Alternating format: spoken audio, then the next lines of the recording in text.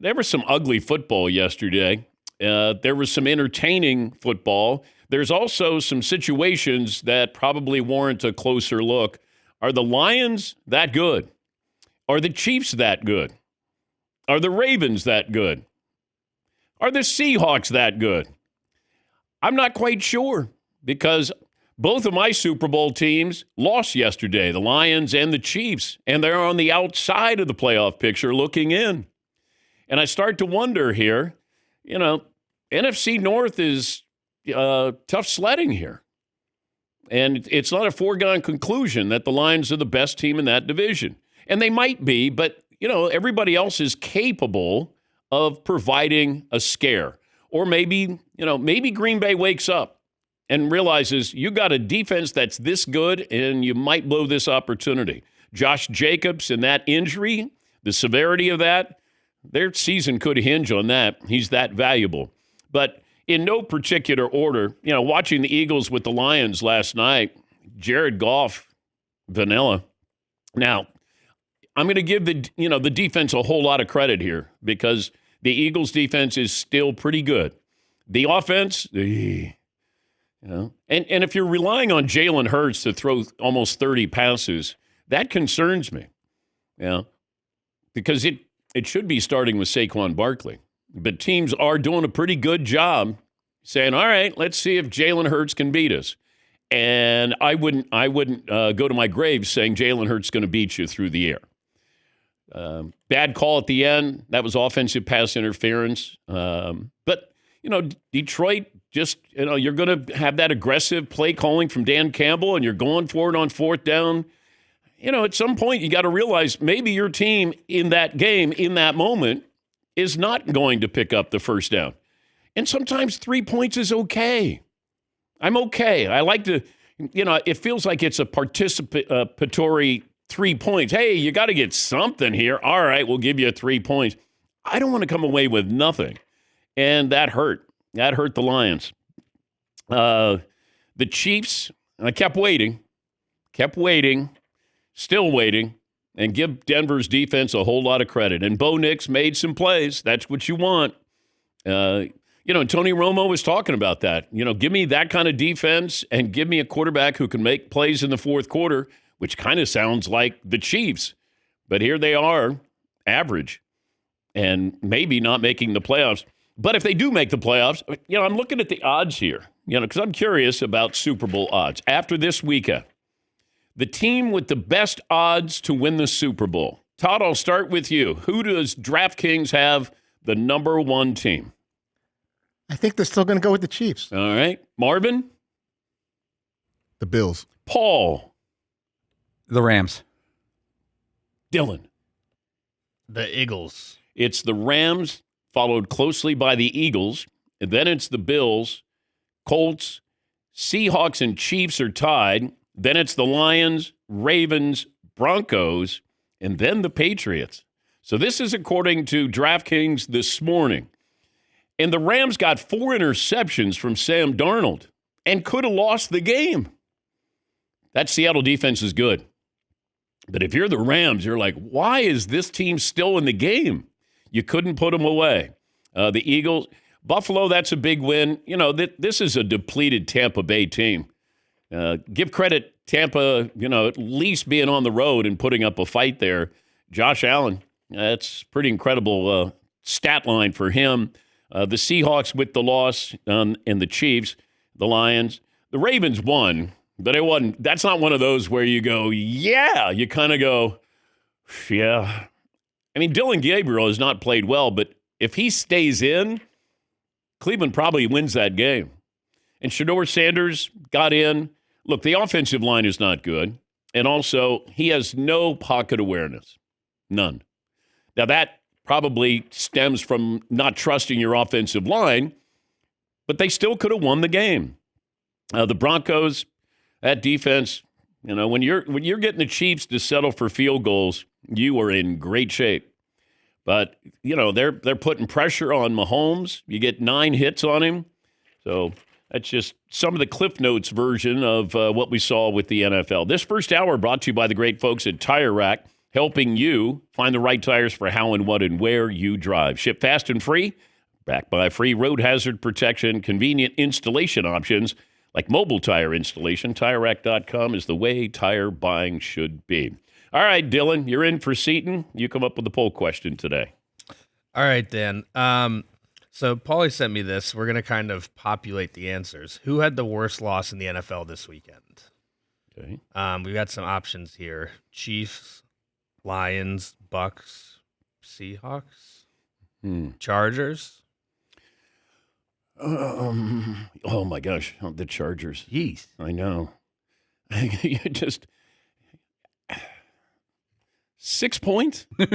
I mean, come on. What are we doing? There's a couple of teams that we're just going to go, let me wait until the playoffs. And the Chargers are one of those teams. Seattle's one of those teams where I don't care what your record is now. You got to produce in a big way in a big moment. And I don't trust those teams. Yeah, Paulie. The Chargers are still 7-4. They're still doing well in the division. But I could find you articles from September where Justin Herbert was the leader for MVP, and the Chargers were the hot team. And they score 6 points at Jacksonville. Yeah. So I'm looking at the Chiefs here. They got the Colts at home. The Chiefs are at the Cowboys. They host the Texans. They host the Chargers. They're at the Titans. They host the Broncos, and then they're at the Raiders. Okay, they could end up with 10 wins. They could easily, in my opinion, 10 wins. Because let's say they beat the Colts, they beat the Cowboys, they beat the Texans, they beat the Chargers. They're at the Titans. They could win that. I mean, they got the Broncos at home. This is not a difficult. That's why Vegas still likes the Chiefs as one of the Super Bowl favorites. They're 5-5, and we know how dangerous they are. I don't care what their record is, just as long as they get in. I'm looking at the Ravens because Vegas likes the Ravens to win that division, and with the injury to Aaron Rodgers. So the Ravens have the Jets at home, Bengals at home, Steelers at home. Then they're at the Bengals. Patriots in Baltimore, then they're at Green Bay, and then they're at Pittsburgh. Okay, so they could end up with 9 wins. They could go 9-7. If I look at the Lions at 6-4, they host the Giants, they host the Packers, they host the Cowboys. Okay, they could win all 3. Then they're at the Rams, Steelers at home, they're at the Vikings, and at the Bears. Okay.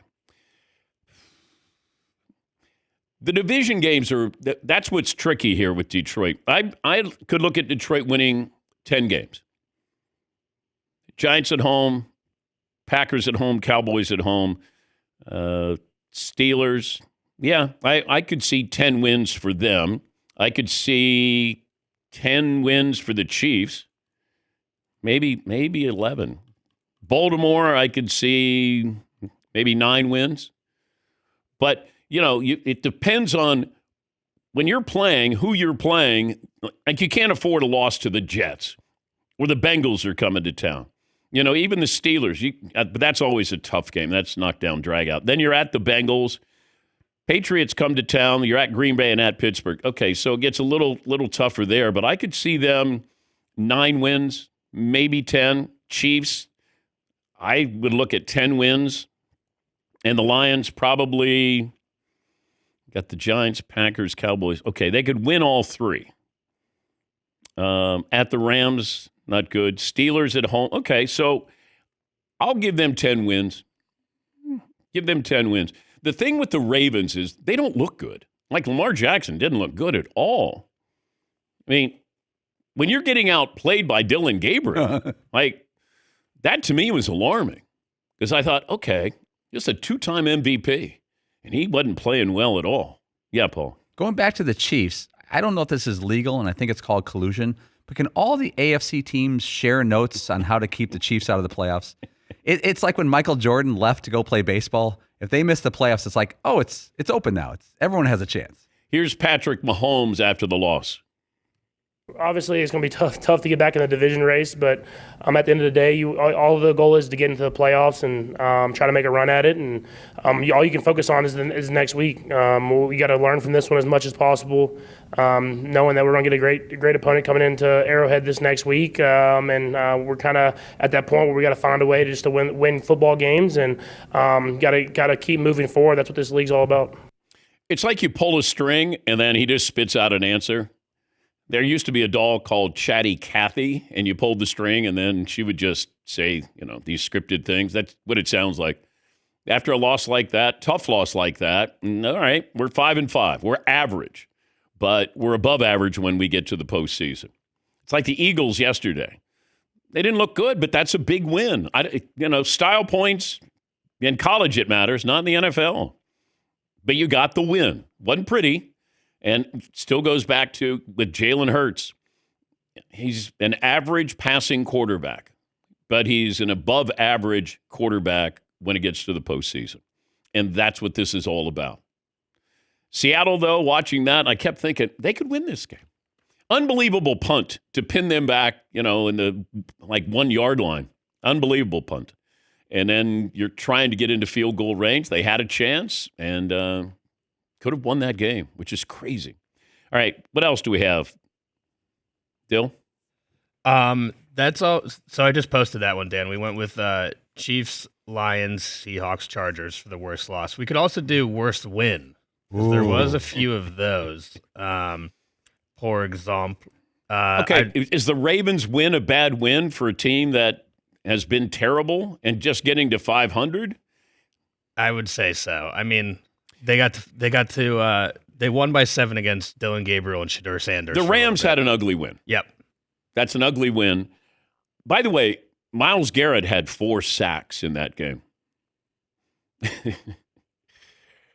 You pencil him in for 15 sacks it feels like every year.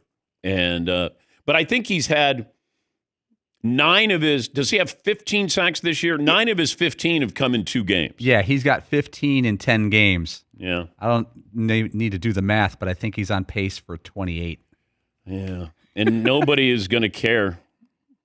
Or they're not going to be important sacks, though, but that's pretty amazing, though. He's the, let's see. So he had 4 sacks. He has at least 12 sacks in 6 consecutive seasons. That broke the record, NFL record, of 5 straight seasons set by Lawrence Taylor. Stat of the day, stat of the day, stat of the day, stat of the day. Here comes that what? Stat of the day. First ballot Hall of Famer and nothing else to show for it. That's unfortunate. And I thought he was on his way out, and then all of a sudden, the Browns have to give you an offer you can't refuse. Deshaun Watson, here's an offer you can't refuse. Myles Garrett, here's an offer you can't refuse. That's how the only way they can keep people. And another thing with the Bengals loss, I'm not bringing back Joe Burrow now. Not going to bring him back. And we'll talk about what happened with Jamar Chase and Jalen Ramsey, because the NFL has got to come down hard on Jamar Chase. Hard on him. We'll talk about that coming up.